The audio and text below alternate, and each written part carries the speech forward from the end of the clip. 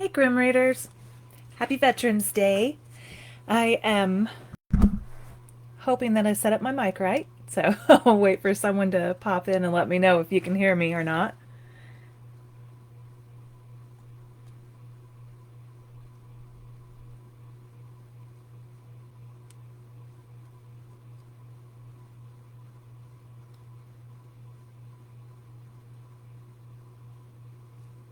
So hopefully I closed out of enough tabs for this not to slow down the internet. Hi Kat!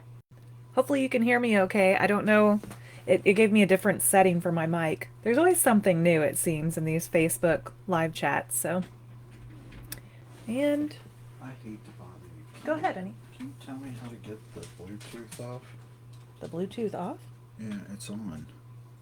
It's not letting me listen to anything else. See? It's on there. Technical difficulties, everybody.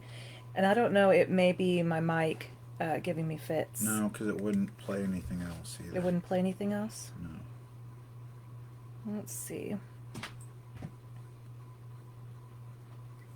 Bluetooth and pairing. If it wasn't so expensive, I'd just set it on Smash fire. it with a hammer? I'm more in the mood for... Oh, I think you can. There we go. Oh, Okay, it does work. Sorry, Well, at least guys. it's okay. At least I can confirm that the mic's working. I don't do well with tech. Um, No, I'm tech come on. support here, guys. Oh, hi, Monica. Come on. Hi, Belinda. We can hear you fine. Good. Yeah, I just helping my husband with that. Lulu tried to sneak in the office. Yeah, I just got out of the shower, so sorry, my hair's wet. I didn't feel like slapping on makeup just to have to wash my face again. So it's just one of those nights. I I feel like I'm still recovering all the time anymore. The big thing I'm recovering from today is taking down Halloween and putting up Christmas yesterday. So our son's been really excited about the Christmas tree, and he saw pictures on my phone on Instagram of his cousin Mila and her tree being up. So he's been pointing at the corner in the living room and telling us Christmas tree for the last week now. So, oh, and that's always a feat. So, yep. Monica, you look beautiful. Aw, thank you. Yeah, I feel like you can barely tell that I have eyelashes or eyebrows when I don't do anything to them. You know, one of the things of being a natural blonde is you always look like you're missing eyelashes and eyebrows when it's, you know, when you're without it. But I guess recap of October. Some of my favorite finds. I think I got these at the Dollar Tree, so they were super cheap, but I love them so much. I used them in the October giveaway images that are over on King Sumo, and I linked both of the giveaways down below. If you're watching this later on YouTube, there's just the one public giveaway posted there, but for the Grim Readers in the Facebook group, there are two different giveaways that you can enter. So but yeah, other fun holiday finds, and a lot of the other ones were like discounted Halloween aftermarket stuff, you know, like I guess like after season. So Joann's in Jeff City, because the one we had down here at the lake closed. And when I took my sister to the train when she stayed with us a few weeks ago, I swung in there and took a look at all their Halloween stuff that was on sale and found this cute little dish that was perfect for my signing. Would have been two Saturdays ago on the 26th at Bazoo Books in Sedalia. So I was able to put, you know, like my magnets and keychains and stuff in there. And Joann's also had a skull that we put like the raffle drawing tickets down in there. So fun finds on sale. But I am, missing out on some comments. Sorry, guys. Oh, changing out decor can be exhausting. Yeah, it really can. But, you know, I feel like energy-wise, when I talk about the post-cancer stuff, I think I can do anything. And I can, but I just pay for it afterwards, and I can always tell, like, if I overdo it. So, let's see. This month's giveaway, and I guess I should go ahead and say I went ahead and emailed the two winners for the Death's Door swag box, even though it'll be a little while before those are ready.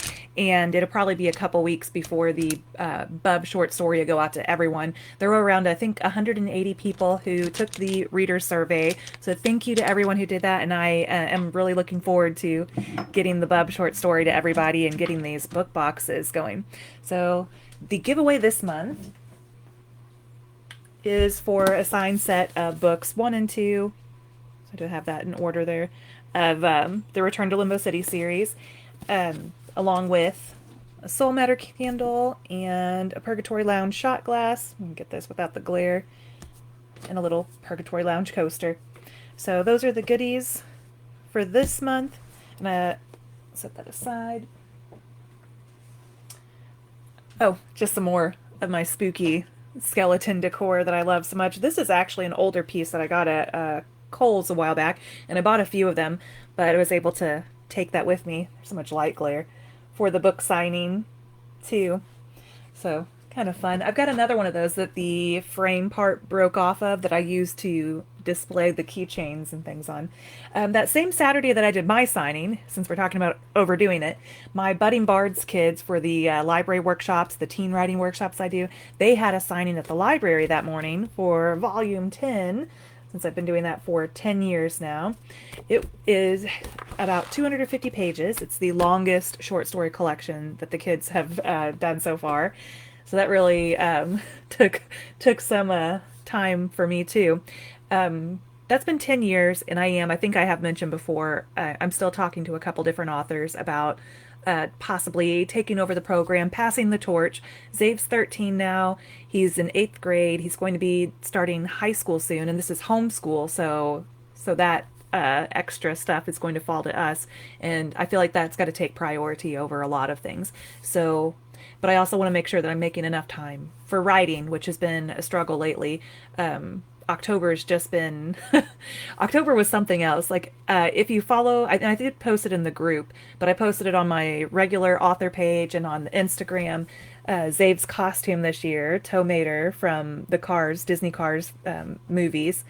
That's who he decided 5 months ago that he wanted to be for Halloween. So Paul and I had our work cut out for us, and we did a lot of upcycling, recycling type stuff because we didn't want to just go and buy a bunch of craft supplies. I feel like that's always one of those things where we try to be conscious of that. But the molding for like his headlights, we used Pringles cans, and of course there were 3 large boxes. It was quite a costume. There was some weight to it. There's like a cottage cheese lid that we used for the filter on top, and Paul used an old keychain that had a light for the one headlight that Mater has. For the back, there was like a ribbon spool that I used for the pulley for Mater's towing rig, and Paul used, I think it was tiki torch extension pieces, and I used some of my scrapbooking pieces, and we used some craft tape to tape it all up. Paul painted it. We printed out like the sticker parts for his eyes and the little door labels. So it was a really pretty fun project. Oh, am I missing some more comments? Your dog does not bother the tree. She's pretty good. Our problem with it is that we have a large chase sofa that's right up against like our front window, and then in the corner is the tree. So there's about this much space for her to squeeze her giant marshmallow booty up through so she can, keep an eye on things out the front window. And I hear her barking now. There's probably a cat or something out front. The leaves moving. So she's a very vigilant guard doggy. But every now and then, if she gets too excited, instead of putting on the reverse, she'll try to turn around there and just jostle the tree a little, and we'll find like bits of her fluff on some of the branches. But otherwise, she's a pretty good girl. She leaves it alone.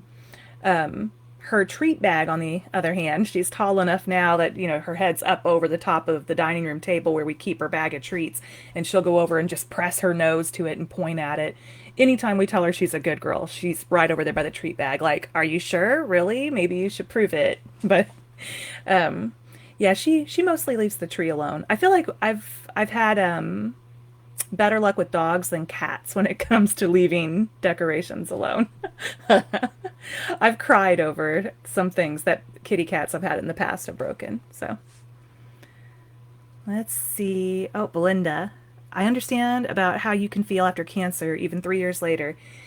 Yeah, I do feel much better than I did before, like around the time I got diagnosed and going through treatment, and like my hair is growing back in. I didn't lose all of my hair. The type of chemo that I was on just caused it to thin a little. And then, of course, going through menopause, I guess that's where the curl comes from. Like, I've never had curly hair before, and it's a little weird. I'm still getting used to it. But I think because the chemo and radiation put me into early menopause, they said that that can change, like the hormone fluctuations can change the texture of your hair, even. So, lots of strange little things. But yeah, energy wise, I do feel better than I did. It's just a matter of figuring out the limitations and trying to squeeze more out of my schedule as much as I can, and learning where I need to, trim some things or pass some things on to other people. But Monica, loved his costume. You guys did a fantastic job with it. Thank you. Yeah, it was our most ambitious costume so far. I say so far because he always seems to come up with bigger things. Like I think on TikTok and Instagram, I was posting the library videos, and I did a two-part one for Zave's room in his library because he's got around 400 plus books too. But you could see Lightning McQueen, his costume from 2021, up on the wall. And that was a fun costume. I think to date that was the toughest one. And then Tomater was I'd say 10 times more complicated, but I think he was pretty happy with how it turned out. We took him trick or treating 3 different times through the season just to make sure he got some mileage because it was such a fun project.